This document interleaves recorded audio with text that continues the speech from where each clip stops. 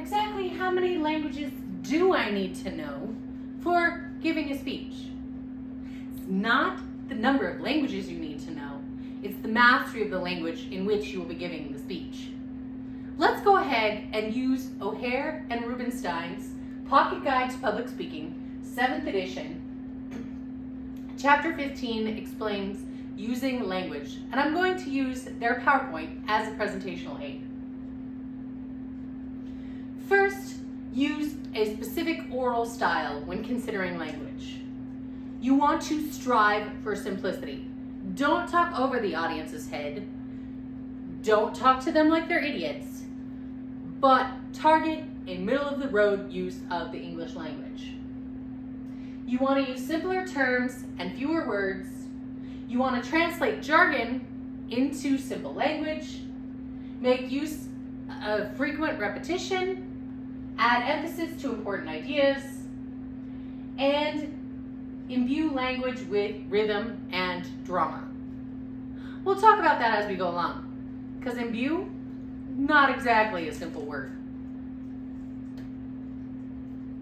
You want to use personal pronouns.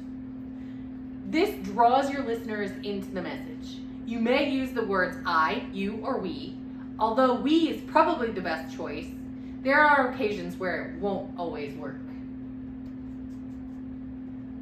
You want to choose concrete or vivid imagery. Concrete language is specific, tangible, and definite words. Abstract language is non-specific. You want to offer vivid imagery. This brings the senses into play. Try modifying nouns with descriptive adjectives. So a concrete word would be explaining that my dogs have tried to appear in many of these videos. I have 3 dogs. That's fairly concrete. However, I have to use vivid imagery to describe that one is fairly tall, then there's a middle one, and the other one is fairly small. One is a mixed lab, one is a blue heeler cross, and the other one is the Shih Tzu poodle cross. Now you have an even better idea of what they look like. I still haven't described them perfectly, but you're beginning to understand what my 3 dogs might look like. Unless you've seen them in the video, and then you already know what they look like. You want to use figures of speech. Similes are comparisons using like or as. Metaphors are comparisons describing one thing as being another. So if you say, it's raining cats and dogs, you don't really mean that dogs are falling from the sky, like my 3 dogs. You really mean that it's raining really hard outside. But that is a metaphor. A simile is comparing like or as. Is an apple like an orange? Well, they're both fruit, but that's where the similarities stop. Another figure of speech is an analogy. An analogy is an extended metaphor or simile. It compares the unfamiliar with the familiar. It helps explain key ideas or processes, and you avoid faulty analogies and mixed metaphors or cliches at all costs. There is a quotation by Elizabeth Cady Stanton. She was a feminist of sorts, trying to help get women the right to vote. In one of her speeches or one of her letters delivered by Susan B. Anthony, that's another story. But in one of those, she compares women to being the captains of their own ship. Now, I don't always think of women as the captains of their ship, and I'm not sure that every woman is navigating a ship. So, you need to read the metaphor to understand how these 2 things are alike, and because it's an extended metaphor, it becomes an analogy.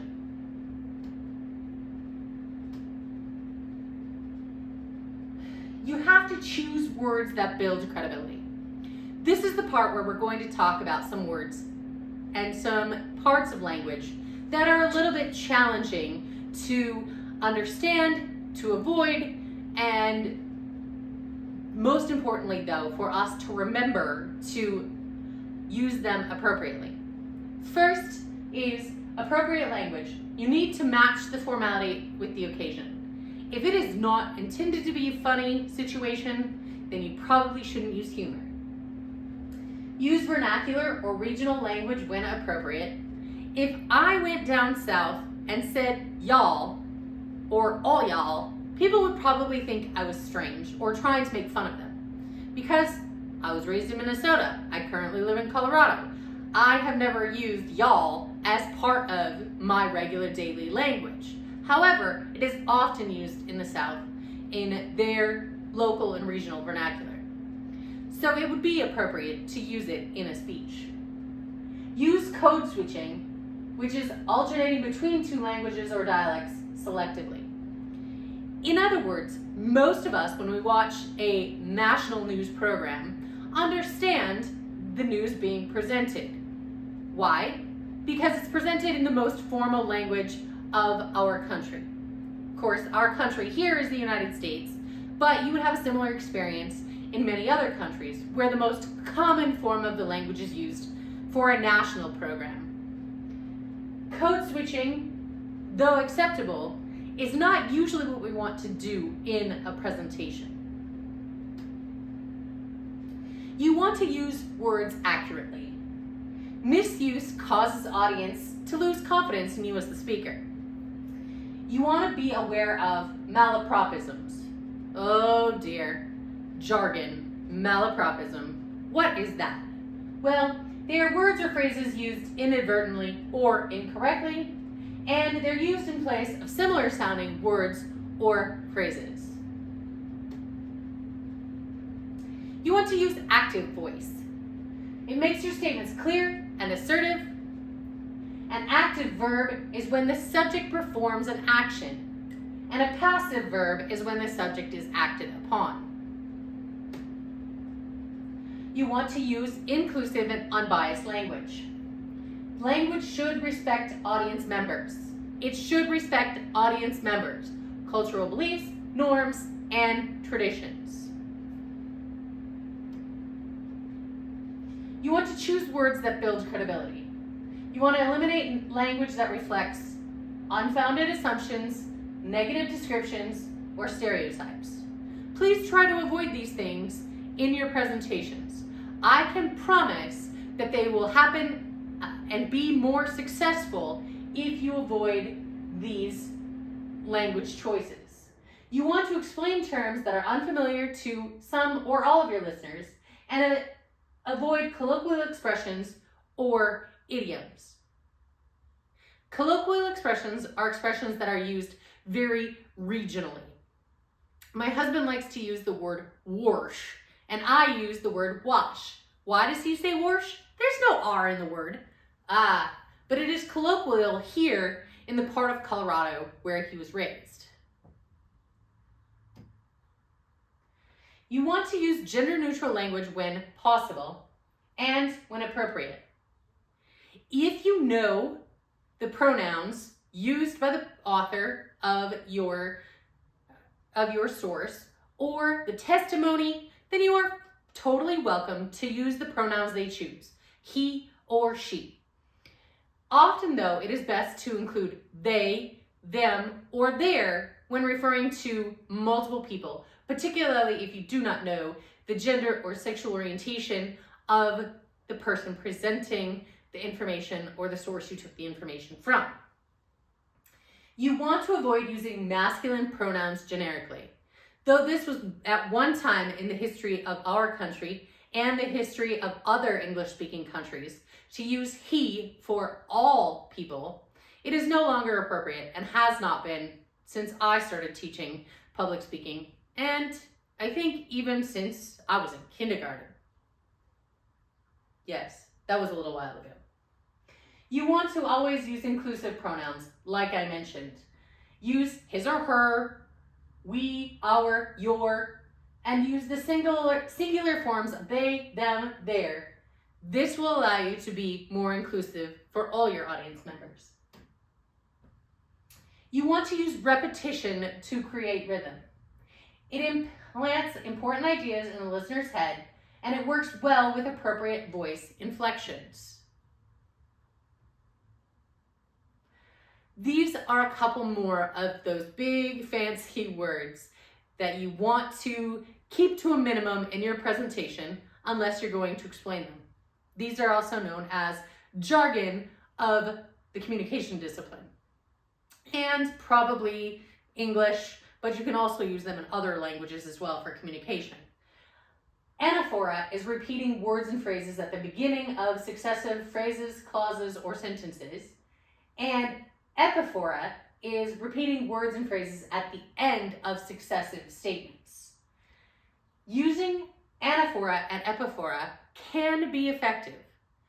Just make sure that you explain any words that people might not understand. Alliteration is poetic or musical in rhythm, and it's repeating the sounds in neighboring words or syllables. So, just as a joke, my ex-in-laws are fans of alliteration, right? Because they have 4 boys, Corey, Kent, Kyle, and Cody. And their last name is Connors.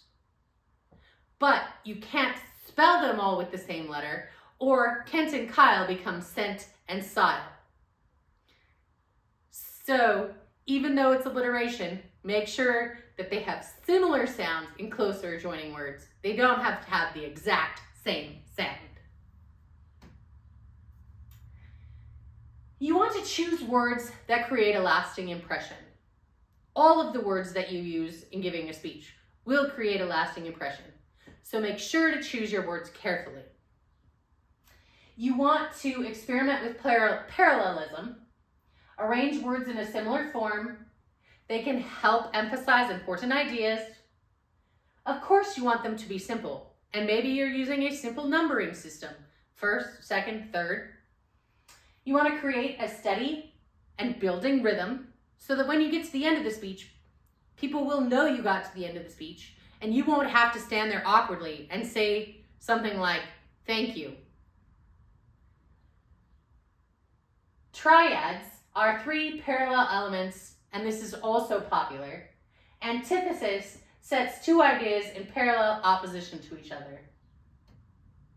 Though I quickly mentioned it, ending your speech with the words "thank you" is very awkward.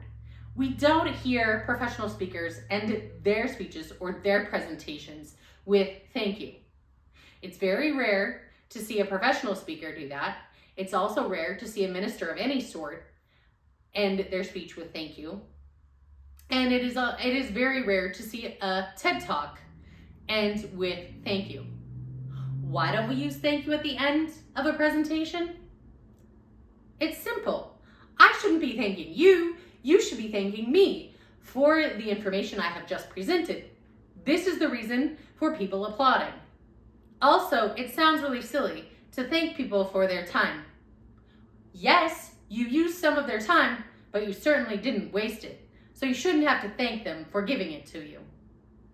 Remember, language is important. Choose those words carefully. And when you send your audience away, choose your last words carefully so that they will remember those words the longest.